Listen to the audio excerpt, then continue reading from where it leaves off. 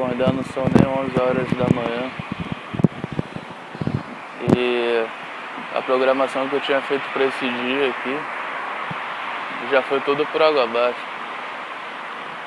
Eu fiquei impressionado com a minha ingenuidade, né? Ingenuidade de ter acreditado na ilusão de que eu poderia planejar alguma coisa. Quando nessa vida qualquer planejamento raramente dá certo. Qualquer planejamento. Porque é tudo muito incerto, né? A gente não tem estabilidade de absolutamente nada. E é engraçado a gente ver as pessoas aí correndo atrás de estabilidade. Ah, eu quero ter uma vida estável, eu quero ter estabilidade financeira, eu quero ter estabilidade material. Mas nada é estável. Absolutamente nada, cara. E a gente não tem controle sobre nada. Nem mesmo sobre a nossa própria rotina, quanto mais sobre a nossa vida aqui nesse lugar. Principalmente numa merda de país como o Brasil, principalmente numa merda de cidade como o Rio de Janeiro, que é o meu caso, né? Nasci nessa porra desse lugar amaldiçoado, velho. Aí o que eu fiz foi... Já tinha tomado um café, tinha comido um biscoito creme cracker. Aí eu sentei assim na minha cama, né? Fiquei pensando, o que eu vou fazer hoje, né? Deveria estar procurando emprego, mas eu não tenho mais alma para isso, nem interesse. Também não tenho nem mais identificação, né? Porque quando você procura emprego, você tem que se enquadrar no mercado de trabalho, naquele protótipo que os profissionais de RH possuem para poder contratar qualquer pessoa. E eu já tenho anos e anos, já tenho uns 5 anos que eu não me enquadro mais dentro desse protótipo, né? Isso é uma coisa interessante, porque os profissionais de RH eles se formam para... durante o curso deles, eles aprendem uma doutrina de como é o funcionário ideal. E o funcionário ideal é um protótipo, é uma fórmula exata aplicável para todos os seres humanos. De maneira que o funcionário ideal, independentemente da vaga, ele é o mesmo para todas as vagas. É a mesma formulação de funcionário para todas as pessoas. Independentemente das pessoas serem diferentes umas das outras, de terem características diferentes umas das outras, é o mesmo molde, é o mesmo protótipo de funcionário. De maneira que se você não estiver enquadrado dentro desse determinado protótipo de funcionário, você nem... o profissional do RH nem olha para tua cara. Muitos eles já até sentem a energia da pessoa, né? Porque quando a pessoa ela fica enquadrada nesse mercado de trabalho aí, a energia da pessoa muda também, né? Não é só as condutas externas, a aparência física.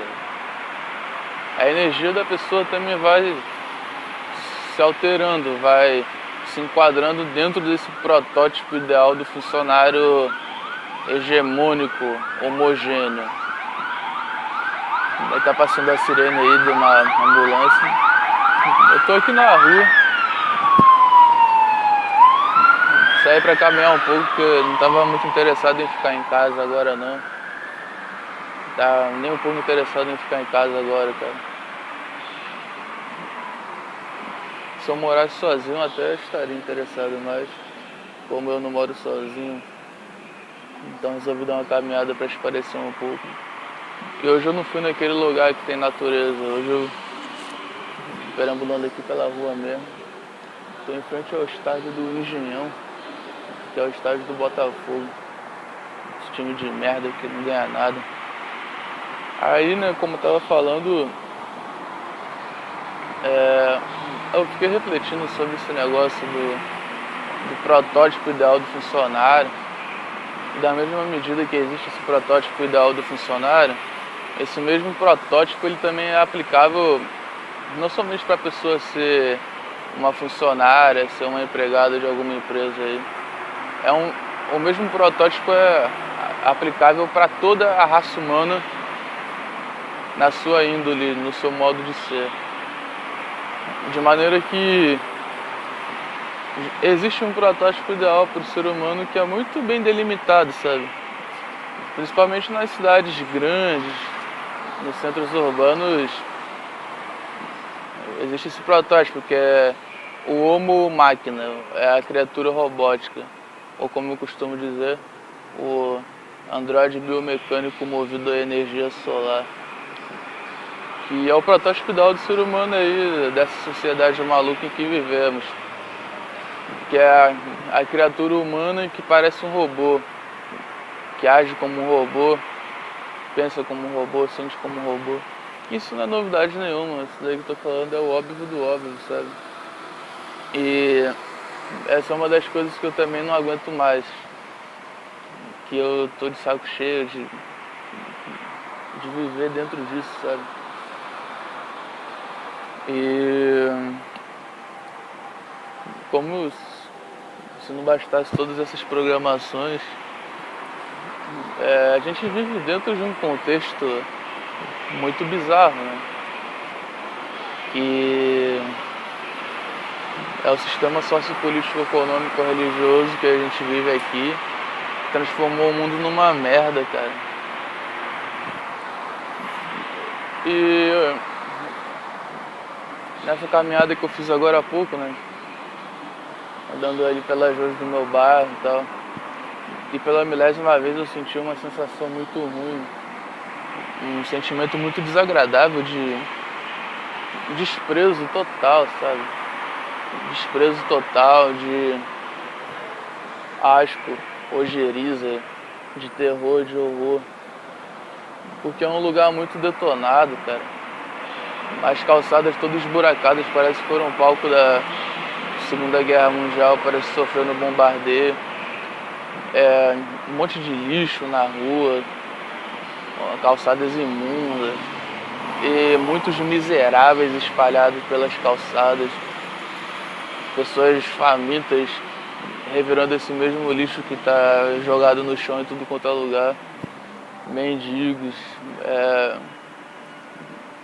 e é muita feiura, sabe? As casas são horríveis, os prédios são horríveis, os postes de cabos elétricos com aquelas fiações todas desvairadas, aqueles cabeamentos todos desvairados. É algo muito feio, cara. Isso me deixa triste, me deixa deprimido, me deixa horrorizado, né? O que me deixa mais horrorizado é que as pessoas parecem nem ligarem pra isso, sabe? São indiferentes ao belo, ao feio. São indiferentes a qualquer coisa que lhes aconteça, tanto coisas boas quanto ruins. O ser humano, principalmente aqui nessa porra desse país, que é o Brasil, e principalmente na cidade do Rio de Janeiro, o ser humano ele já não mais fica impactado com o absurdo, né? O absurdo ele se transformou na coisa natural da vida. A coisa mais comum é o absurdo. A gente lida com o absurdo todos os dias. A partir do momento que a gente acorda até o momento que a gente vai dormir, a gente está lidando com o absurdo o tempo todo. A nossa vida é um absurdo, principalmente. E num país desgraçado como o Brasil, onde só tem prostituição, loucura, desespero, escravidão, miséria, fome, usurpação, exploração, e numa merda de cidade como o Rio de Janeiro, tudo isso é amplificado milhões de vezes. E aí eu ando pelas ruas aqui do meu bairro e isso é uma coisa muito fulgurante. É algo exacerbado ao extremo, e a indiferença das pessoas é outra coisa que eu fico pensando como que eu vou conseguir lidar com isso por mais tempo. Não faço a menor ideia. Sabe, é você andar num lugar terrível, com alto índice de violência. Tem sempre um assassinato todos os dias. Roubo, fome, miséria, desgraça, trevas, terror, desolação, sujeira, feiura. E você olha para os lados e não encontra nenhuma saída, sabe? Você põe a mão no teu bolso, não tem nem 75 centavos. Não tem perspectiva de emprego, de nada, sabe? A sensação de realmente estar atirado num buraco, velho. De estar confinado num abismo. Infelizmente essa é a situação, né? Uma situação muito complicada e que eu não vejo nenhuma luz no fim do túnel, sabe? Uma desesperança brutal se apossou de mim e de todas as pessoas que estão ao meu redor também, né? Todas as pessoas desse lugar onde eu moro, sabe? Só que como eu tenho uma sensibilidade, né? Infelizmente, não sei se infelizmente ou felizmente, mas eu sou uma pessoa sensível e eu sinto essas coisas de uma maneira muito mais amplificada. É muito difícil lidar com isso, porque primeiro porque você não tem com quem conversar sobre isso, sabe? Não tem com quem conversar sobre isso.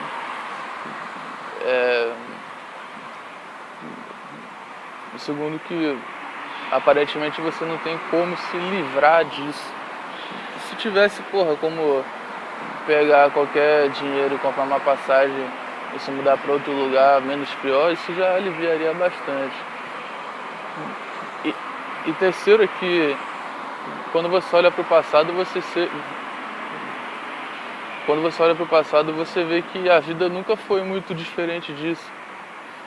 Você vê a história da humanidade e você vê aí que é um palco de tragédias infindáveis, sabe? Que são milênios vivendo dessa forma. E aí você olha para o futuro e você vê que muito provavelmente o futuro repetirá o passado. Não haverá muitas melhoras, sabe? E a maioria das pessoas fica iludida com política, com religião, com salvadores da pátria, elas ficam praticamente exigindo que exista isso. Quando na verdade a única salvação possível que poderia vir a ocorrer seria a salvação a partir da própria humanidade, das pessoas se unirem, se respeitarem, trabalharem em conjunto para erguer uma sociedade mais justa, mais pacífica, mais bonita, mais harmônica. Só que quando você analisa a humanidade, sabe, você vê que isso muito provavelmente jamais acontecerá. E se for acontecer, vai ser num futuro inimaginavelmente distante. Eu escutei um barulho aí, não sei se foi o meu celular que apitou. Deixa eu ver se tá gravando aqui. Espero que esteja gravando, tô falando há um tempão. Tá gravando aqui.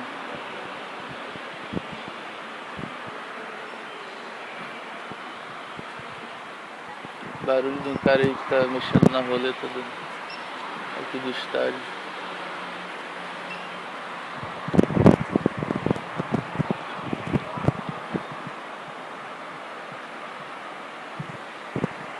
A última vez que eu vi aqui foi da época que o Louco Abreu e o Herrera ainda jogava no Botafogo, mano. Foi acho que semifinal da Taça Guanabara. Paguei 50 contos pra ver o Vasco perder de 4-1.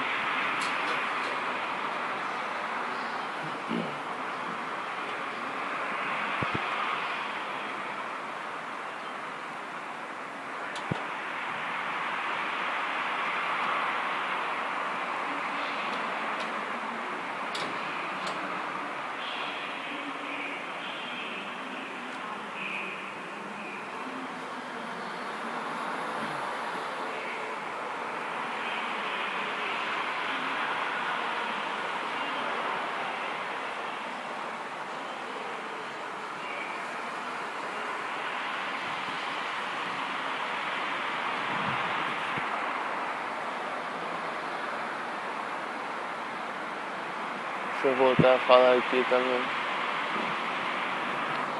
parecendo um cara mexendo aqui na roleta. Perdi completamente o fio da meada.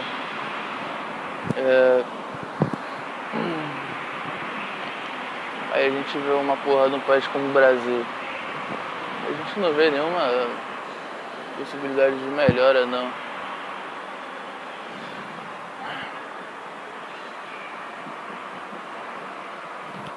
Eu fico pensando, né? Quantas e quantas vezes eu não já pensando sobre a mesma coisa, sabe? E a sensação de que você está dentro de um filme que se repete infinitas vezes, sabe? É uma repetição de acontecimentos, é uma repetição de situações. É um looping que se repete infinitas vezes. Eu fico pensando se existe alguma saída para isso, se após a morte existe alguma saída para isso, se na própria vida existe. Na própria vida eu vejo que é uma coisa praticamente impossível. Aí você fica pensando, pô, será que após a morte isso daqui acaba? É o final disso daqui? E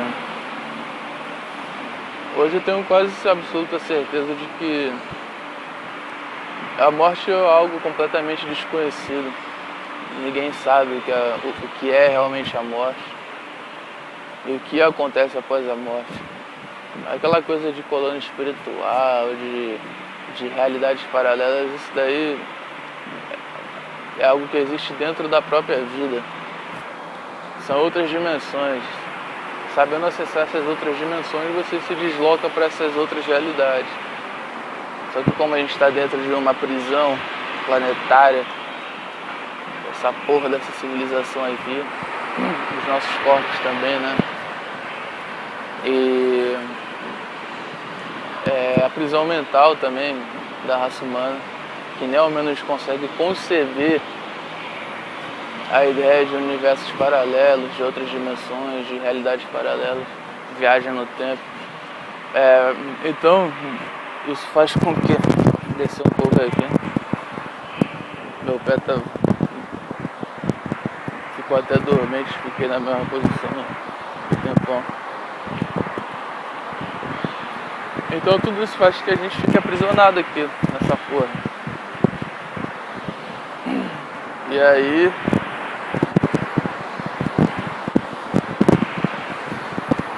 criou-se uma doutrina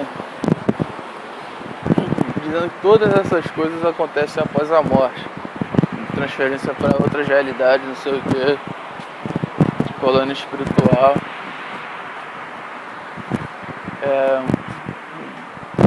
E após a morte é muito provável que não tenha nada disso, sabe? O que eu vejo hoje, que talvez possa ser uma vida após a morte, não é necessariamente uma vida.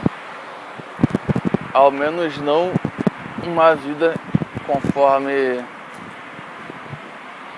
a gente conhece. É um outro tipo de existência, sabe? É algo imaterial, completamente imaterial. Porque até mesmo essas colônias espirituais, essas outras realidades, elas são coisas materiais. Só que são matérias compostas por outras densidades atômicas, por outras características atômicas.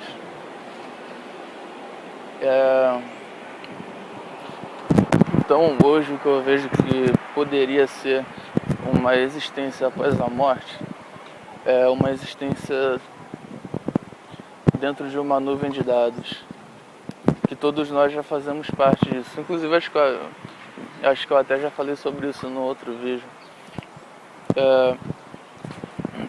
Uma existência dentro de uma nuvem de dados, porque o que eu percebo agora é que nós estamos num estado como se fosse um download. Quando a gente morre acontece um upload. Então após a morte seria o upload da nossa respectiva informação para dentro dessa nuvem de dados. Agora, como seria uma existência assim é um grande mistério, né? Mas isso é apenas uma hipótese, não tem como afirmar absolutamente nada sobre isso, é apenas uma hipótese.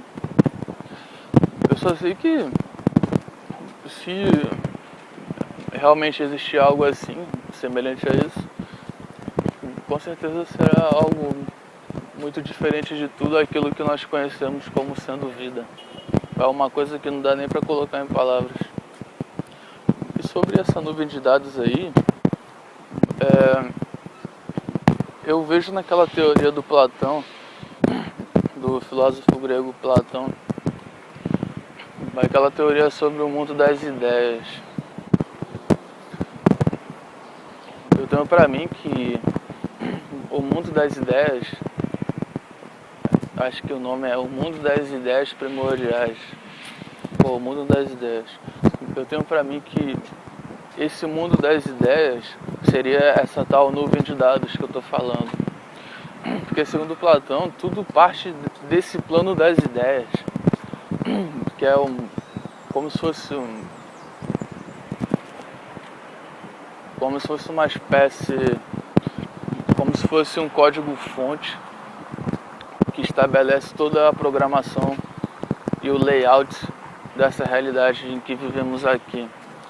Ou seja, tudo o que nós experimentamos aqui como sendo a vida, tudo isso parte de um determinado código-fonte. Esse código-fonte seria o plano das ideias.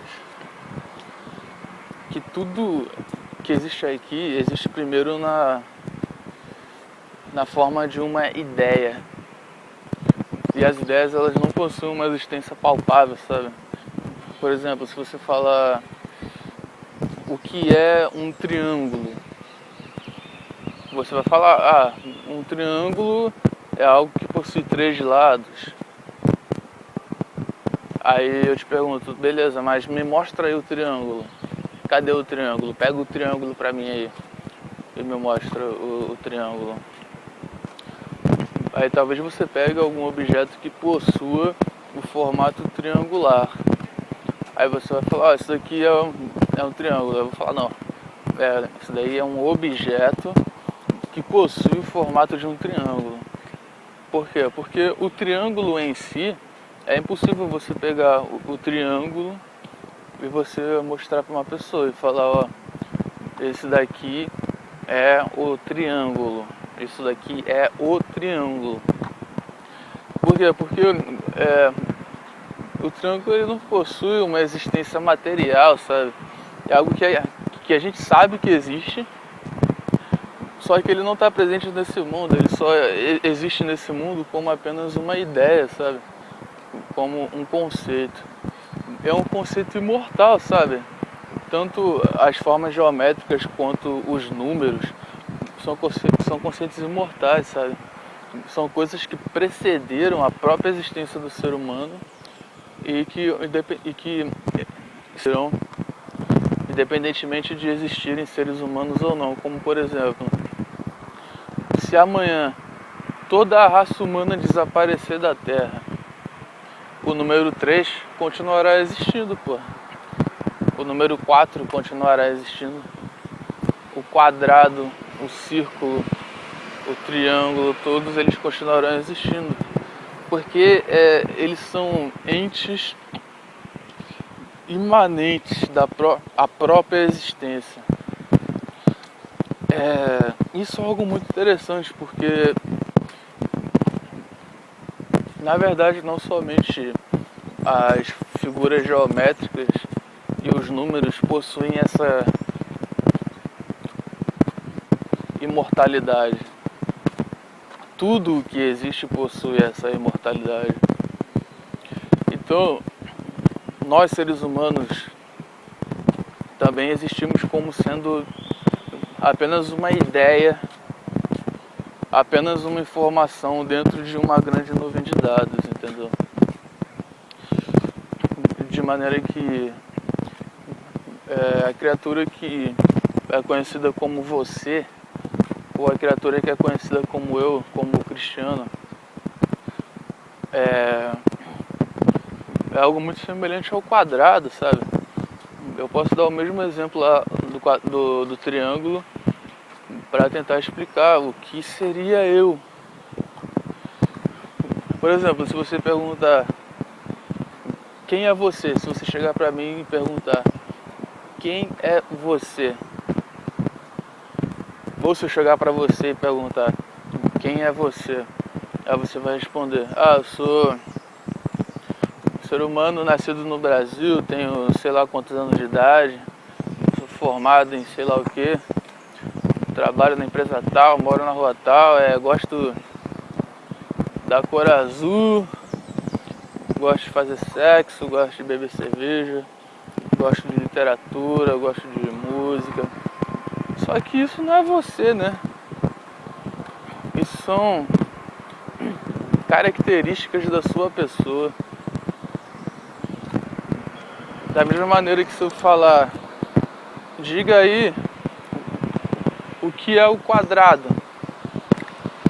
Aí você vai dizer, o quadrado é uma figura geométrica que possui 4 lados iguais.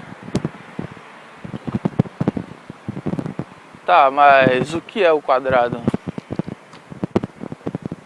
Aí vai pegar um objeto que possui o formato quadrado e vai falar, isso é um quadrado. Não, isso é um objeto com formato quadrado. Então, quando eu pergunto o que sou eu, o que sou eu realmente? Não como eu me chamo, não onde eu moro, não o que eu faço, não o meu ente animal, por exemplo, sou um mamífero pertencente à classe dos hominídeos. Não, isso é apenas a descrição. É como você descreveu o objeto, né? Falar o quadrado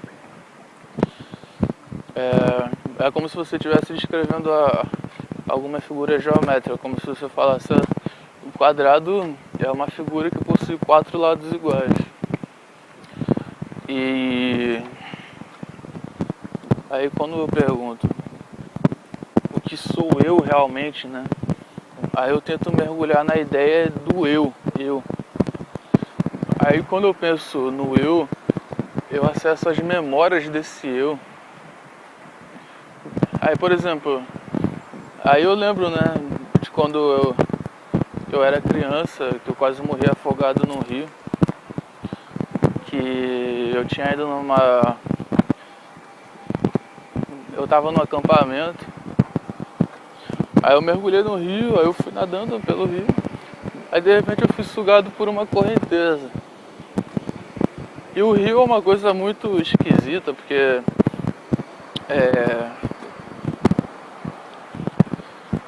ele é muito imprevisível, sabe? No mar, quando você está tomando banho no mar, você consegue mais ou menos prever quando a maré vai encher ou quando a maré vai baixar. Você consegue prever quando o mar está calmo. Você consegue constatar quando o mar está bravio, quando ele tá de ressaca. Mas o rio não, o rio você não consegue, sabe? E o rio, ele do nada ele enche e começa a dar correnteza, uma coisa muito imprevisível. Aí eu tava lá, acho que eu tinha, sei lá, 10 anos de idade no máximo. Aí eu fui levado pela correnteza do rio.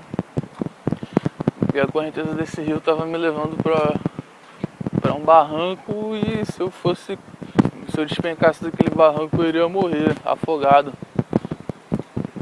E provavelmente iria morrer na queda também, porque era como se fosse uma cachoeira aquilo.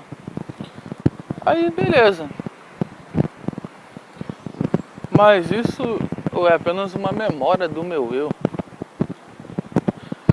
Aí eu tenho a sensação de que existe um lado do meu ser que está além dessa própria criatura que eu considero como sendo o meu eu. Por quê? Porque algo em mim permaneceu imutável desde aquela época em que eu era criança, que quase morri afogado no rio, até hoje. O meu corpo se modificou, meus pensamentos se modificaram, meus sentimentos se modificaram,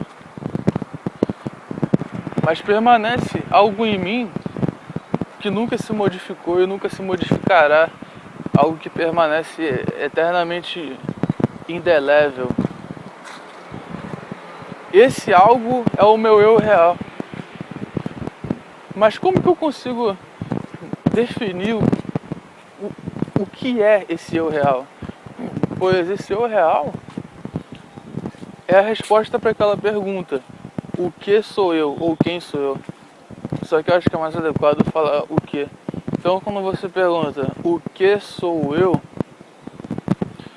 a resposta para essa pergunta é aquele eu real, sabe?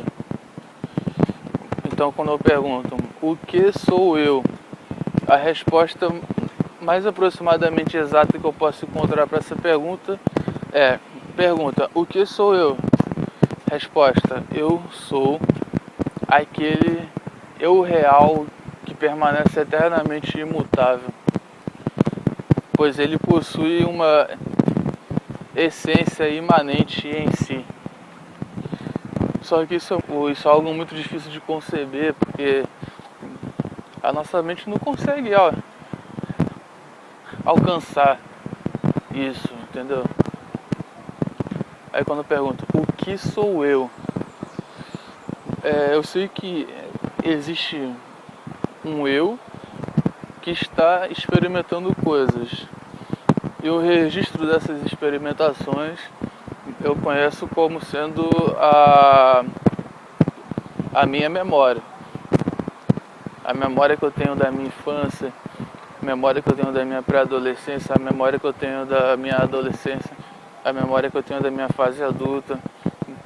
E a memória, ela não precisa necessariamente seguir uma linearidade temporal. Você pode ter uma memória do futuro, por exemplo, porque futuro e passado é a mesma coisa, cara. Sabe, não existe um futuro, não existe um passado, tá tudo no mesmo embalo, sabe? E tem pessoas que conseguem acessar. Eu mesmo, às vezes eu consigo acessar memórias do futuro, e geralmente essas memórias do futuro são interpretadas como memórias de vida passada. E eu já interpreto isso como memória do futuro, e pode ser tanto do futuro como cristiano, como de qualquer outra personalidade minha por aí. Mas aí a gente volta para aquela pergunta de novo: o que sou eu? O que sou eu? Isso é difícil de responder, cara. O que sou eu?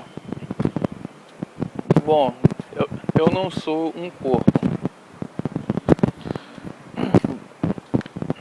Eu também não sou a ideia que eu tenho acerca de mim mesmo, porque a ideia que eu tenho acerca de mim mesmo está baseada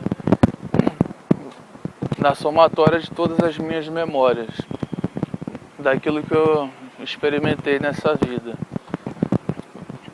É a ideia que eu tenho acerca de mim mesmo. Então, eu não sou o meu corpo e também não sou a ideia que eu tenho acerca de mim mesmo.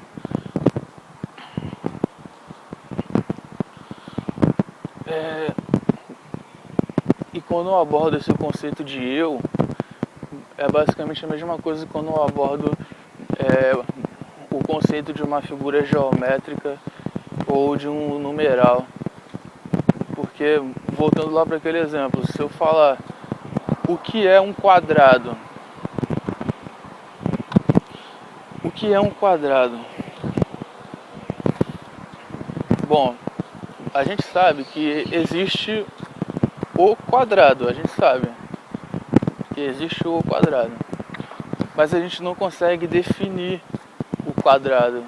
O máximo que a gente consegue é pegar algum objeto que tenha o formato geométrico de um quadrado e fazer uma comparação e fazer uma relação entre fazer uma relação entre esse objeto e o quadrado real, que não tem como descrever, né? Então, da mesma maneira, quando eu pergunto o que sou eu, aí quando eu penso no eu, principalmente quando eu acesso as memórias desse eu percebo que existe uma criatura que está experienciando coisas. Aí quando eu penso no eu, daí eu lembro da minha infância, lembro da minha adolescência, da minha pré-adolescência, lembro das coisas que eu já passei nessa vida. Mas eu não consigo pegar esse eu, sabe? Esse eu, ele não existe de uma forma objetiva. O eu existe de uma maneira subjetiva. O eu não possui uma existência objetiva. O eu possui uma existência subjetiva, puramente subjetiva.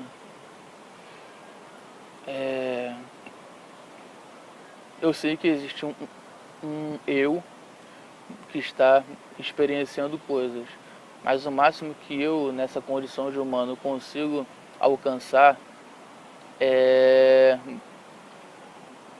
a memória das experiências desse eu. A memória das experiências desse eu. Ou seja, existe uma consciência, que é o eu. Mas ele não está em lugar nenhum, sabe? Eu não consigo descrever esse eu não consigo tocar nesse eu. Claro, eu posso tocar em mim, eu estou tocando agora aqui na minha mão. Os meus lábios estão se mexendo, estão se tocando. Mas eu não estou tocando no meu eu real, eu estou tocando no corpo. Estou tocando na carne aqui, sabe? Em átomos. Isso pode desaparecer a qualquer momento. É algo perecível. O eu é imperecível, cara. Isso é muito interessante, cara. E aí a gente fica pensando, porra, o que é esse eu? E é difícil até de você conseguir chegar numa resposta para essa pergunta, sabe? Você conseguir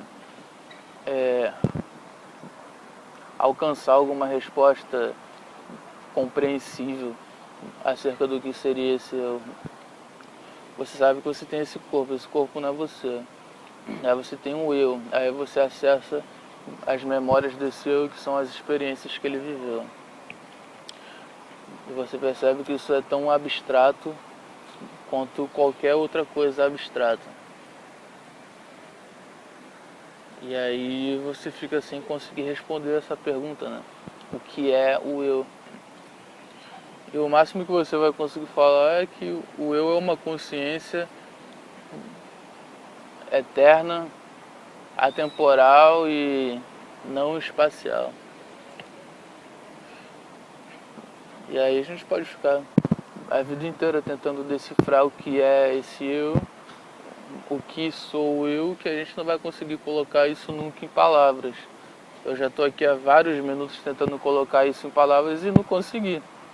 Simplesmente não consegui, porque provavelmente não tem como colocar isso em palavras, sabe?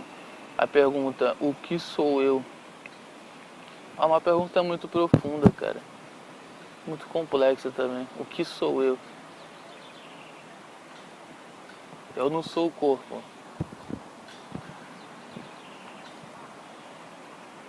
Aí eu acesso as minhas memórias, eu fico pensando na minha infância, na minha adolescência, na minha fase adulta, nas coisas que eu já passei nessa vida. Experiências ruins, experiências boas. Isso é o eu. Isso é o que o meu eu vivenciou. Isso não é o meu eu. São registros de experiências do meu eu. São as memórias desse eu. Mas isso não é o meu eu. Então, o que seria o eu final? O que é o eu? Caralho, muito difícil de responder, cara. Bom, se eu não sou esse corpo, se eu não sou as memórias que eu tenho, se eu não sou as experiências que eu vivi, então o que sou eu? Como que eu posso definir o que sou eu? Se eu não sou um currículo, se eu não sou o que as pessoas pensam que eu sou, se eu não sou o que eu penso que eu sou, se eu não sou o corpo, se eu não sou as minhas memórias, se eu não sou as experiências que eu tive, se eu não sou a somatória dos meus conhecimentos, se eu não sou a minha parte intelectual, se eu não sou os meus sentimentos, então o que sou eu? Não tem como responder essa pergunta, cara. O que sou eu? Acho que não tem não. Se algum dia eu conseguir responder, eu falo. Bom, o que me resta agora é caminhar até em casa. Não sei nem se vai ter como colocar esse áudio aí no YouTube.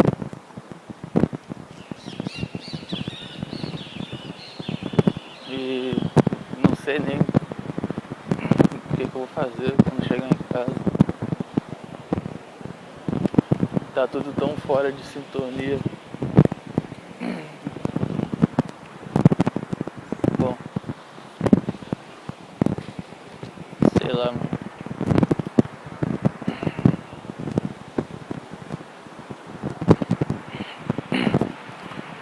Agora, até voltar pra casa é uma caminhada muito boa, passando por ruas nem um pouco aprazíveis.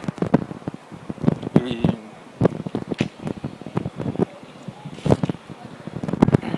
sei lá, velho.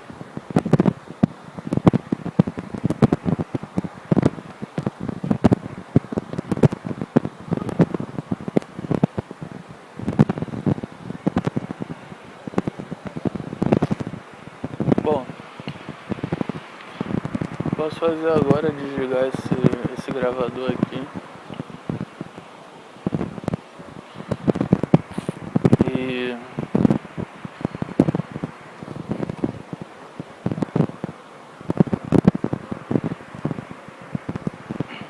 depois tentar colocar isso no YouTube, né?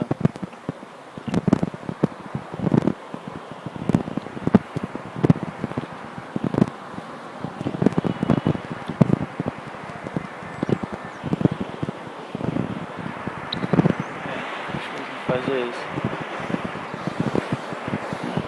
Desligar aqui. Nessas horas seria bom teletransporte pra se teletransportar, né? Se teletransportar pro meu quarto. Tem que dar uma caminhada boa agora.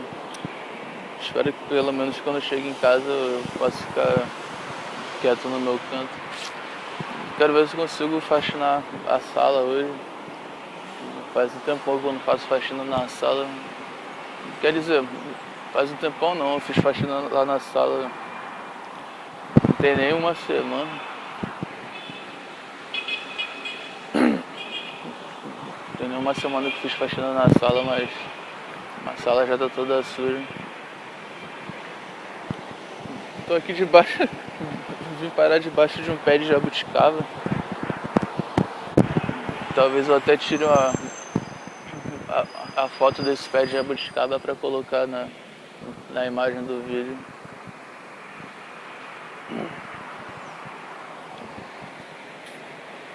Vou fazer isso, né? Bom, vou finalizar esse bagulho aqui.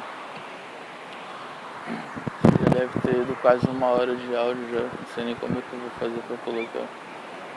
44 minutos. Finalizar por aqui.